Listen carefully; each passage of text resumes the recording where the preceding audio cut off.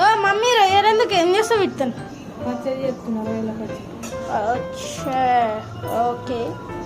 మళ్ళా ఇదేంటిది హల్వా చేప గుడ్డు గిట్లున్నది మా కోసం చేపల పులుసు. బాగానే ఉంది కానీ నేను తినా గాయస్.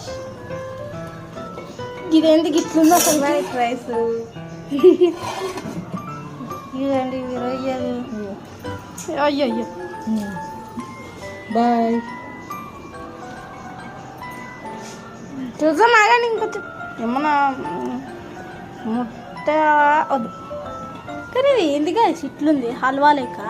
దీని ఒకసారి గీ చెంచతో నద్దేనా పెట్టొద్దా? చేత్తను ముట్టనా ఇక చాపో పిస పిస చేస్తావు. గాయస్ వద్దేయండి. ఇగోండి ఇంకా ఇంకేమైనా చెప్పాలనుకుంటున్నావా? ఏం లేదు, ఇవి వచ్చి ఫ్రై చేసుకోవాలి. బాయ్.